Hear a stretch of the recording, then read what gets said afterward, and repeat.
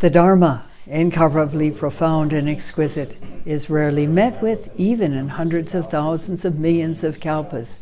We now can see it, hear it, accept and hold it. May we realize the true mind of the Tathagata. Today is the 6th day of the 7-day session here at Mountain Gate in June 2019 in northern New Mexico in the rainy season, and it appears that we may be granted a thunderstorm in the midst of Teisho, but that is how things go. It's welcome, the water. This is a parched land up here. We've been in a 20-year drought for more than 20 years, and to have rain is life-giving, literally. New Mexico has a saying, water is life, and certainly it is. It's said, in fact, that the next wars are going to be over water. I should say fresh water, drinking water. I'd like to continue today with the teachings of Huang Po, the Tang Dynasty Chan master, who saw profoundly deeply and is expressing that level of understanding in his teaching. It's a commentary by Subul Sunim, a Korean Son master. Son and Chan are equivalent to Zen, or just the same word in different languages, Chinese or Korean, that mean actually meditation, and that come from the original word in Sanskrit, which is jhana, and it means meditation. So the Zen sect is the meditation sect, and through meditation we can come to experience intimately the true nature of reality. So much of humanity rides above it. There are many reasons for this, but to lose track of the experience of our true nature is to live a two-dimensional life, really. Flora Courtois, the American woman who had a deep awakening experience as a college student at University of Michigan in the 1930s, and went on eventually to find a Zen master to train with in Southern California after she'd long graduated, and went through the entire practice curriculum with him. This is Mitra-roshi, and who was quite a lovely exemplar of someone who has had a deep awakening experience, even in her 70s when I knew her. She had a vision before she had that seminal experience, in which she was in a building. It was a gray nondescript building. Inside there were gray nondescript cubicles in which people were working, manipulating multicolored blocks. And for some reason, she said, she saw herself turning around from her desk for the first time on some inspiration, and seeing behind her a great tall window that led out into this amazing vista. And the window was open, and she climbed out and was in this incredible space. Forests in the distance, a field she was in the middle of, sunshine, butterflies, birds singing, crickets chirping. Astounding, the experience. So astounding that she wanted to share this experience with her coworkers. And so she climbed back in the window. And as soon as she climbed back in the window, into that gray, nondescript cubicle, she realized she had no words to describe it. And when we have a degree of awakening, we find there are no words to describe it. For her, that was not what eventually came, a deep awakening. That was just a tip of the tongue, as Mitra-roshi would call it. Not enough to truly transform her life, but certainly enough to inspire her to keep on searching, keep on reaching within, searching for that truth that is always true, regardless of circumstances. And that is what we do, with or without words, as we're extending the out-breath. And as you've heard so many times, as we extend that out-breath, we are also, with each extended out-breath, letting go more and more and more, because we cannot extend that out-breath to the degree that it is expected in this particular practice without letting go our other involvements in our mind, because we have to focus on the experience of extending that out-breath in order to extend it sufficiently to be effective. Simply following the breath in and out has some benefits, and plenty enough people have come to Kensho experiences through that. But in my experience, having practiced both, the Susokan, the extended out-breath, is far more powerful. This is the classic Rinzai tradition practice, and it is terrifically effective. Of course, in Rinzai we also have koan work, koans being these peculiar, strange, seemingly answerless conundrums, such as what is the sound of one hand? Well, sure, that's the sound of two. So what's the sound of one? And there are some other ones. Your face before your parents were born. How can you have a face before your parents were even born? How can it be your face? These questions are best taken up with a teacher who can be a guide, having gone before, to help us avoid pitfalls, help us avoid going down blind alleys, help us get back on the track when we think we've done something phenomenal and actually it's just what's called makyo, or devilish phenomena. There are so many cases of people who think they've had a Kensho experience, Kensho meaning literally living, seeing into the true nature of reality, who really haven't. They've just kidded themselves. They've come up with some experience of bliss that they take as our true nature. When we do have a deep enough awakening experience, it is and it isn't something to write home about, so to speak, except there are no words to write with, because the experience opens us to what truly is. And so, of course, it's like this. And yet, if it's a temporary realization, and we pop back into our mind of delusion, not that they're separate, but seemingly separate, we realize that it was incredible. As ordinary as it is, it's extraordinary. And this is the source of the great joy that comes when one has had a deep enough Kensho experience. But with that, we have to be very careful. The great Zen master Hakuin,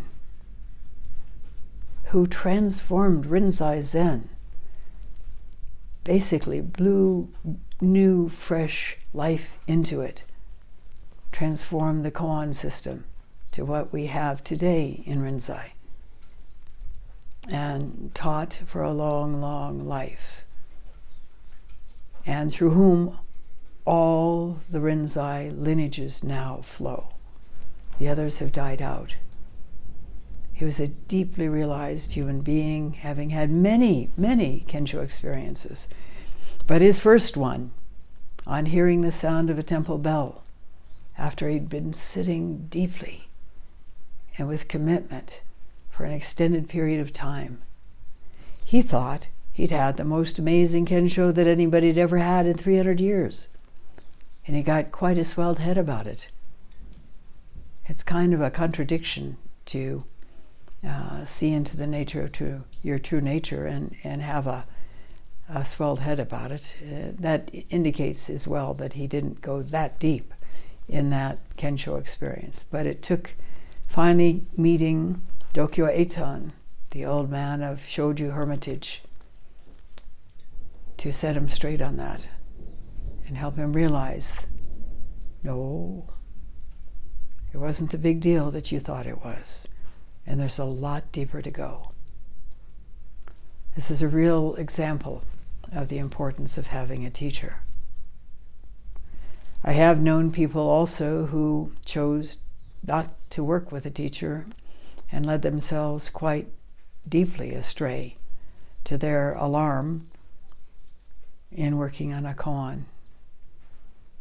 So this is not an advertisement for teachers. This is just a recognition that it's important to have a guide. This practice goes so deep, or has the potential to go so deep, that to work with someone who actually has gone deep before you and understands and can perceive and can note in you when you're going off track is vital. So I'd like to continue, as I said, sharing the teachings of Huang Po from the book A Bird in Flight Leaves No Traces. A bird in flight leaves no traces. Human beings leave traces all over the place, even if they're quite neat, and many are not. In fact, it's kind of interesting. When I was at Bodh many years ago, and was in a conference of Western ordained Buddhist women, part of our training in those almost a month's worth of conference was teachings about the background of the Vinaya precepts. The Vinaya precepts are the traditional precepts for monks and nuns. They're about behavior, and apparently they were instigated by incidents that monks and nuns were involved in during the time of the Buddha. Obviously, the culture was a bit different, at least in some parts of the world, because one of those precepts, and this is somewhat different from the Bodhisattva precepts,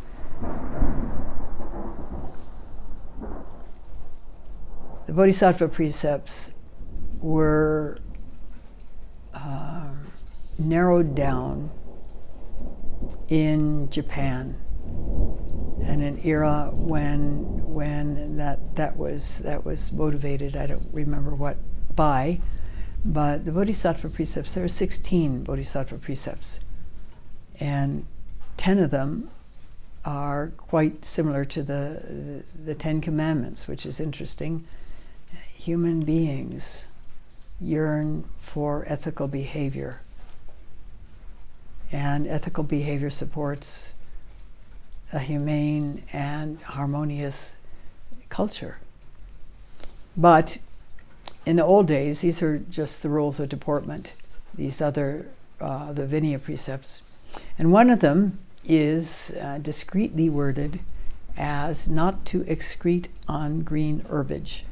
In other words, don't shit on the grass. It's an interesting thing that they would have to have a rule about in Buddhism, but there it is, and the many, literally hundreds of precepts that exist today for both monks and nuns, and the ones for nuns are considerably more in number, all developed, as I said, during the time of the Buddha. And as the Buddha lay dying, his senior disciples said to him, "What are we going to do about the precepts?" And he responded, you keep the most important ones and let the rest of them go. Well, they couldn't ever agree on what were the most important ones or what were the least important ones, and so they kept them all, including this, don't shit on the grass, which prevents anybody in robes from going on a hike, I would think. At any rate, the backstory of this is that apparently there was a group of nuns, Buddhist nuns, who were living in an area right next to a park in ancient India, and they were dismayed when the townspeople would gather in the park on the full moon and the new moon and celebrate, singing, enjoying each other's company, chattering, probably getting a little drunk, maybe too. Kids running around, screaming, and the usual cacophony of a informal public gathering in a park. And they felt that it was interfering with their practice. Well, a true Zen practitioner will be able to practice in the midst of whatever's going on, in a subway station, next to the freeway in Southern California, in the middle of the night in the desert. Our practice is about being able to be at home regardless of what the circumstances are, because we have been able to recognize who and what we really are. At any rate, these nuns decided to take matters in their own hands, and they figured out that if the park was not very nice and not very welcoming, then people wouldn't gather and they could do their practice in peace. And so they went out and pooped, made it really ugly. And apparently it solved their problem, but on the other hand, one questions the level of culture these women had. It certainly is not in line with the Buddha and the Buddha's teachings to do such a thing. To flow with circumstance is part of the gift of opening to our true nature.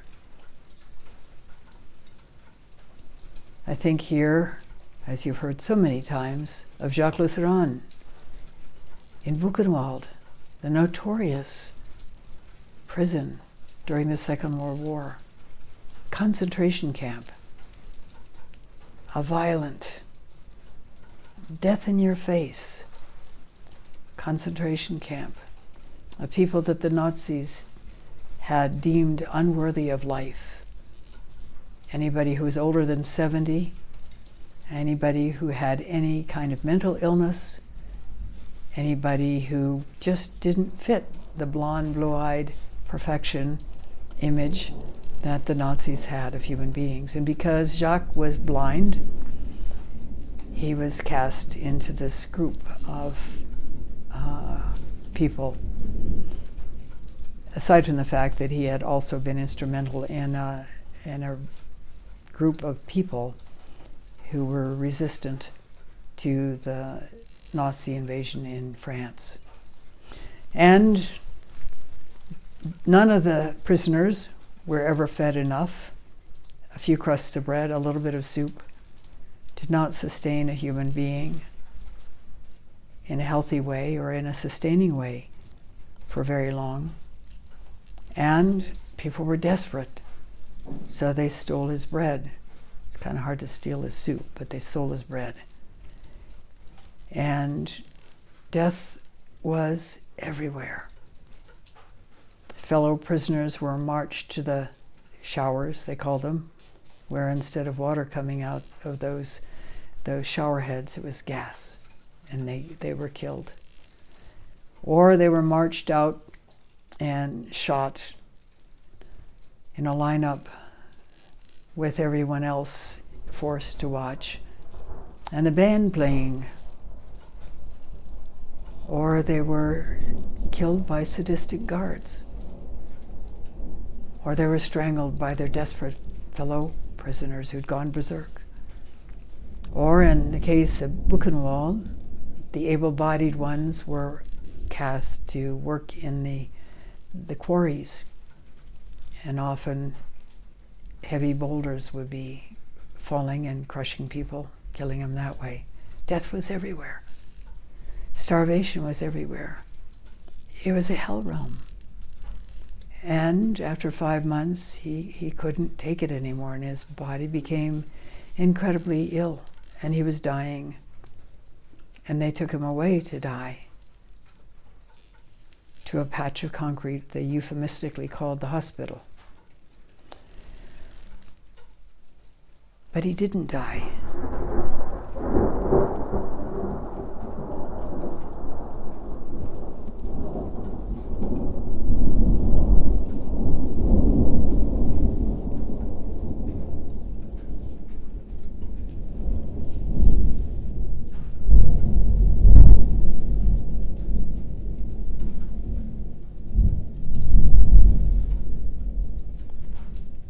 Jacques took advantage of that moment to tune into his body, which is something that is part of the Susokan exercise.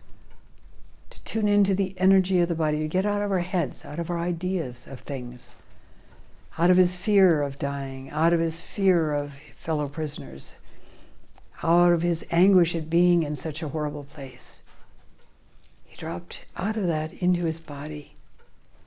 And the result was a very deep awakening experience that held strong for him the rest of his life.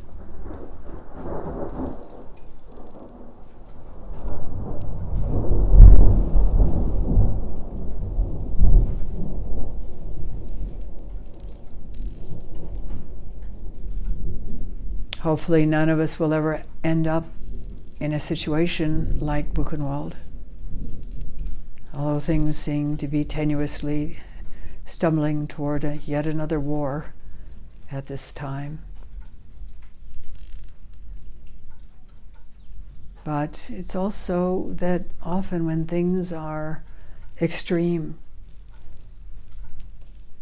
we somehow, some people are able to use that extremity to drop away from their usual way of perceiving life, themselves, the world, and come to awakening. There are stories of awakening experiences in the Gulag, the notorious political prisons in Russia, in Soviet Russia, and other situations too. But again, I hope none of us will have to encounter anything so severe and so painful and so filled with anguish and suffering, that we will instead be motivated to drop deep within ourselves and search wordlessly for the truth.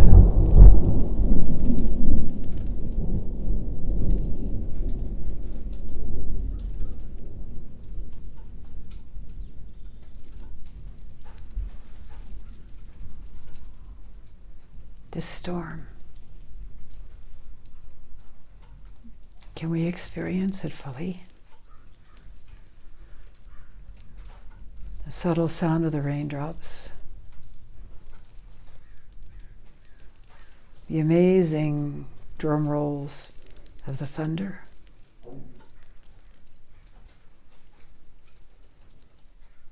the deep stillness within it.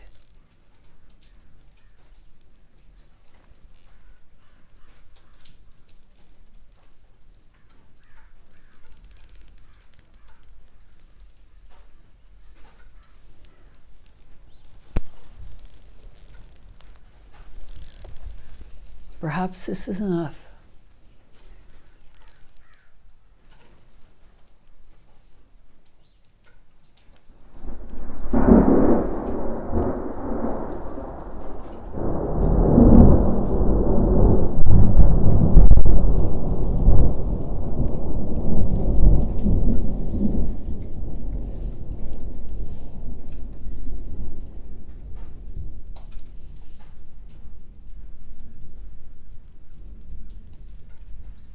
I thank you for listening. We'll stop now and recite the 4 vows.